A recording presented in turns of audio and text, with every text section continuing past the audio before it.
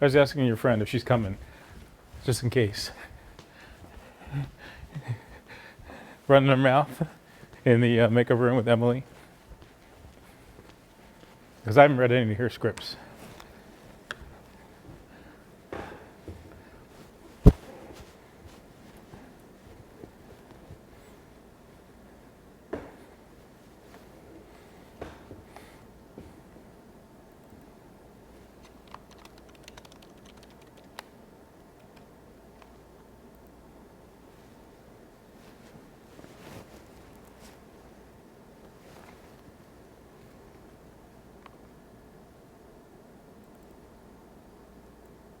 Some states are doing, when they land, they're doing very strong, very powerful testing. Please, go ahead. Some airlines, sir, and they say they don't know what you're talking about. Okay, well, then you'll check up again. One last question on ventilators. Governments are doing it too, our government. Go ahead. One last question on ventilators. The governor of New York said that he received donation in ventilators from Jack Ma of Alibaba, which I think is your friend.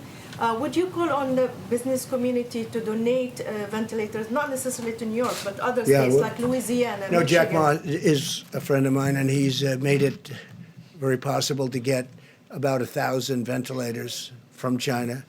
But that was from him and my other friend. It was really a gift, and we appreciate it very much. It was very nice of them. All right, I think we've had enough. We'll be seeing you very soon, and I'm sure that you know that all of us are going to be working very hard. We're working very hard. We are really coming up into a time that's going to be very horrendous, probably a time like we haven't seen in this country, wouldn't you say? I mean, I don't think we've seen a time like this in the country, and we're getting to that point where it's going to really be some very bad numbers. We want to keep those numbers a lot lower than they would have been, and we will do that. We have tremendous talent working. We have tremendous people, and that includes governors. That includes everybody. Everybody's working. But unfortunately, we're getting to that time when the numbers are going to peak, and it's not going to be a good-looking situation. I really believe we probably have never seen anything like these kind of numbers, maybe during the war, during a World War, World War I or II or something. But this is a war all unto itself, and it's a terrible thing. We will be seeing you soon. We'll keep you totally abreast. We're also going to be releasing new ventilator numbers because we have a lot of them coming and a lot of them going to different locations, and we appreciate it very much. Thank you. Thank you. Couple points from the president as he wraps up the briefing. Dr. Deborah Birx said that the next 2 weeks will be very important for the U.S. when it comes to the fight against the coronavirus. The president also reiterated it'll be a tough week. There will be a lot of death, unfortunately, and he said that as the newer numbers were coming out in the U.S. More than 300,000 in the U.S. were infected. Death toll over 8,000. Our coverage will continue on our 24-hour streaming service, CBSN. You can go to cbsnews.com or the CBS.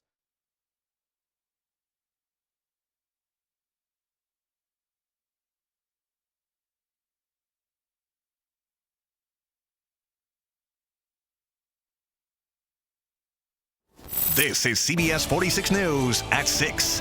Getting results. It's officially been 24 hours since the state's shelter-in-place order began. Thanks for joining us this evening. I'm Brittany Miller. Hi, everybody. I'm Mike Dunstan. Meantime, the number of coronavirus cases in our state still rising tonight. We're going to get another update in less than an hour. Right now, though, there are more than 6,100 confirmed cases here in Georgia. Unfortunately, there are 201 deaths. Now, Fulton County remains a hot spot tonight with 941 cases, followed by Dougherty County. That's in the Albany area. New tonight, Rockdale County Sheriff Eric Levitt testing positive for coronavirus. He just received his test results this afternoon and started a 14-day quarantine earlier this week after feeling sick.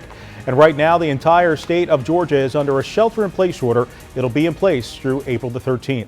Taking a look at the morning after the start of the order that Governor Kemp issued, we saw bare trails, nearly empty parks here, not like a normal Saturday morning in Midtown Atlanta. The shelter-in-place order is geared towards keeping residents inside to limit social interactions to prevent the spread of COVID-19. Right now, Walmart is limiting the number of shoppers in its stores. Starting today, only 5 customers are allowed for every 1,000 square feet. That's about 1/5 of the typical capacity. Now, what you're looking at right now is video from inside a Walmart Mart in Marietta. As you can see, a lot of those shelves are empty. Some food there, though. Stores are using one entrance where customers are allowed in one by one. Target, by the way, is also limiting shoppers today. It's kind of tough because I'm out of work now due to this, and then having the kids at home, they eat a little bit more. So, you know. Today, Atlanta Public Schools gave out free meals to students and their families ahead of spring break, which starts next week. Since they'll pause their distribution, APS will put together a weekly supply of groceries for those families in need. We do have a full list of schools feeding students on our website, CBS46.com. As we said at the top of the newscast, the state of Georgia now under a shelter-in-place order. That means Georgians, for the most part, are staying inside of their homes. But, not everyone is able to, including our first responders who still have to work. CBS 46's Yasmina Alston live in Atlanta. Yasmina, you had a chance to speak with several first responders today just to see how they're dealing with this pandemic. What did they tell you? Well, Brittany, I first had the chance to speak with Georgia State Patrol about how our state troopers are working through the coronavirus pandemic. Right now, it's all about trying to keep as much distance as possible, wearing gloves and masks, all while still working to keep Georgia's roads as safe as possible.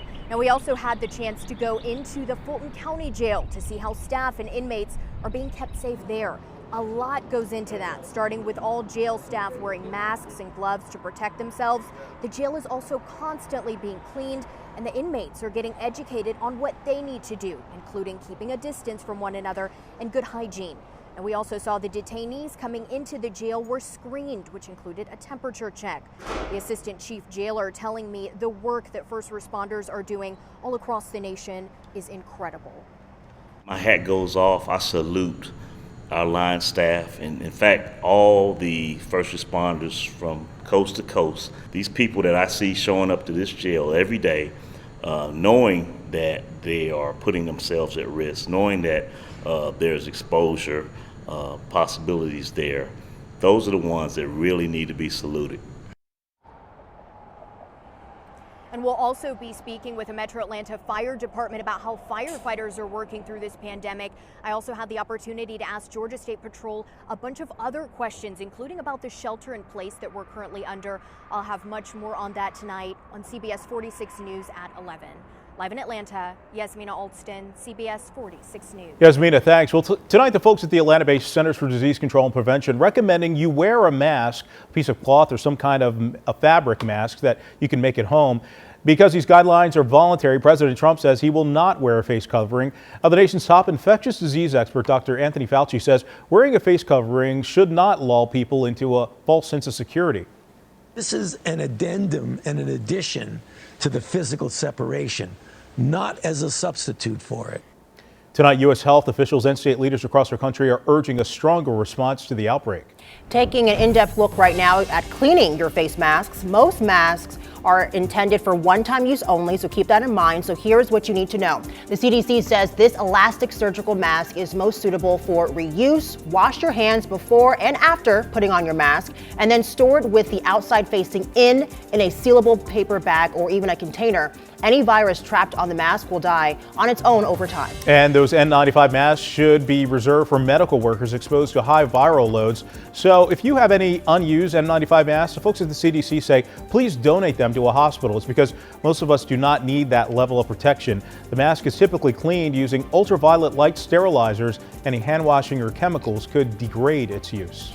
Meantime, there are now more than 250,000 known cases of the coronavirus here in the U.S. So far, the death toll has topped 7,100. Hard-hit states such as New York and Louisiana are trying to get more ventilators and medical equipment right now, and it's all to meet the surge of patients flooding emergency rooms and field hospitals. Yesterday in New York City, 300,000 N95 masks were donated from China, courtesy of New England Patriots owner Robert Kraft. Today, New York's Governor Andrew Cuomo updating his residents on testing in that state. The increase continues. We're up to 10,482 cases. 23,000 people were tested yesterday. That's the highest number of testing we've ever done. That's good news. 283,000 total tested. Number of new cases, 10,841. New high. With more than 10,000 people taking up New York City hospital beds, ERs across the city are just scrambling at this point. By next week, the city's intensive care units could need 5,000 more beds. And today, Spain's prime minister announcing he will be asking other leaders in his country to extend the state of emergency for 2 more weeks. For his request, though, to go through, there has to be an absolute majority vote in favor of the measure. The current measures are set to end at midnight on April the 12th. Well, today was a beautiful day in Georgia. If you wanted to get out and stretch your legs, maybe go for a run, take the kids outside. The only problem is that our pollen is still really, really high. We had a small break at the end of the week, but now we're back into those extreme levels. And because we don't have any rain for the next couple of days, we have climbing temperatures. I only expect our pollen counts to continue to climb as well. Temperatures very comfortable right now, very mild. Even a few of us close to 80 degrees. Griffin still in the 80s right now, right at that 80-degree mark. 76 in Atlanta and 77 in Athens. A little bit cooler as you would expect in our highest elevations. Tonight we will stay in the 70s until the sun goes down, then we will swiftly fall into the 60s. Tomorrow, another beautiful day, but we do have some rain as we head into the upcoming week, and we'll talk about that in just a few minutes. Brittany, Mike. Molly, thank you. Developing tonight, a College Park police officer is recovering after a shootout with the suspect. Police say they were chasing a man wanted for murder when he crashed his car and started firing at officers. Sergeant Charles Landrum was shot in the neck. He was rushed to the hospital, and we're told he's going to be okay. That suspect was also hurt. He was arrested and taken to the hospital for some minor injuries. This is the 28th officer-involved shooting this year. Well, after 8 years, the family of Vanessa Honey Malone finally receiving answers to who killed the 18-year-old. DeKalb County Police just arrested 34-year-old Donald Ash, accusing him of the 2012 murder. And as CBS 46's Melissa Stern reports, police say there will be more arrests. She has the story tonight. On October 23rd, 2012, Vanessa Honey Malone was fatally shot when she entered a friend's apartment in Stone Mountain. No one was arrested for that crime until now. The investigation has been open and active for the last 8 years, and DeKalb County Police held a press conference Saturday announcing the arrest. On Friday, April 4th, 2020, Donald Ash was arrested for her murder at his mother's residence in Stone Mountain. Police say reviewing the case files and new evidence helped make the arrest. Ash is charged with second-degree murder and concealing facts and false statements. Police say they don't believe he acted alone. We do believe that multiple people are responsible for this crime, and the investigation is ongoing. DeKalb County homicide detectives have spent hundreds of hours investigating this crime and have never given up chasing every lead presented to them. Honey's mama and her sister are finally getting answers since 2012, when they've been searching for the reason why. Police say Honey's case went cold after witnesses refused to cooperate. Police have maintained Honey was a victim of a botched robbery, saying in October of 2012, Honey surprised the robbers arriving while they ransacked the apartment. An unknown number of masked men carrying guns had kicked in the door and tied up her 2 friends, a man and a woman, in the bathroom. Honey was the only one harmed, and her mother still wants to know why. But she's shot twice, and she deserves to know why. Donald Ash remains in custody at the DeKalb County Jail. DeKalb County Police Department is extremely gratified to be able to bring some small amount of closure to the Malone family and hope they can have some peace with this. We're working behind the scenes every day to bring closure to all families. Melissa Stern, CBS 46 News. And there's much more insight into the Honey Malone case on CSI Atlanta, the podcast. You'll find this and other cases that our CSI team is investigating, along with regular updates. Search CSI Atlanta whenever you download your podcasts. Well, today, a small group of family and friends paying their respects to civil rights hero, the Reverend Dr. Joseph E. Lowery. Coming up, we'll look at how he was remembered in these times of the coronavirus pandemic. You're watching CBS 46 News at 6. More right after this.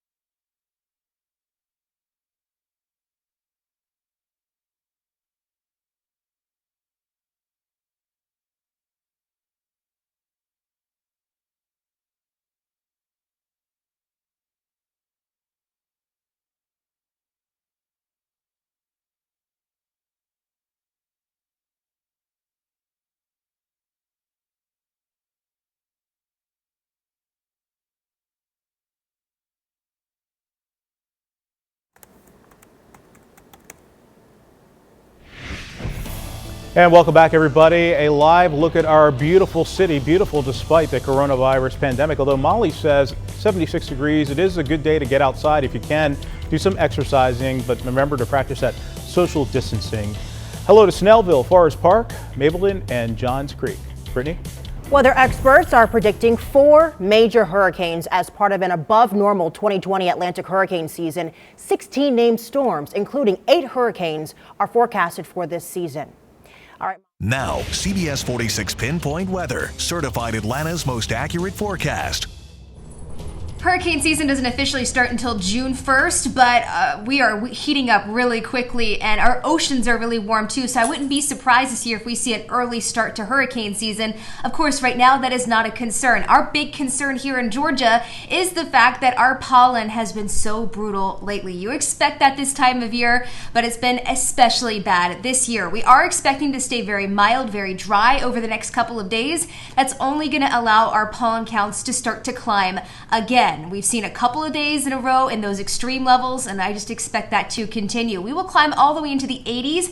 By Monday, 82 will be our warmest day. From there on out, we'll just start a slow backward slide into the lower 70s by the end of the week, and that's with several very weak impulses of storm energy. I'm not seeing any big signals for severe weather. We might see a few isolated thunderstorms, but all in all, our rain chances will be few and far between for the upcoming week. So we're expecting pollen levels extreme on Sunday, extreme on Monday, with a little bit of rain we'll see on Tuesday into Wednesday, the middle part of the week. It should knock back those pollen levels just a little bit. On Tuesday, 50% chance to see a few of those showers, a few isolated thunderstorms, lower chances Wednesday through the end of the week, and it looks like we'll be dry if you're going ahead and looking at the upcoming weekend. Some time to get outside in between that, some time to stretch your legs, some beautiful weather to enjoy with high temperatures in the 70s to near 80 degrees for the next few days. Beautiful view of our city right now on our CBS 46 Pinpoint camera network.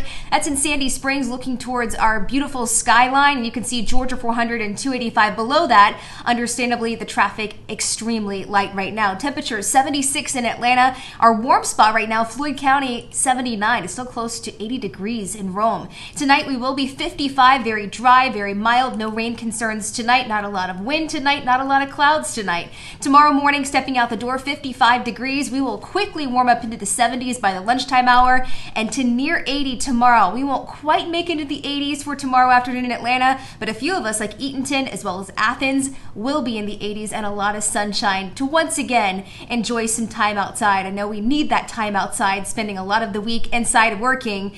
It'll be nice for the end of the weekend. You can see the rain chances on our 7-day forecast. Those will continue through the middle part of the week. Mike, Brittany? What a weather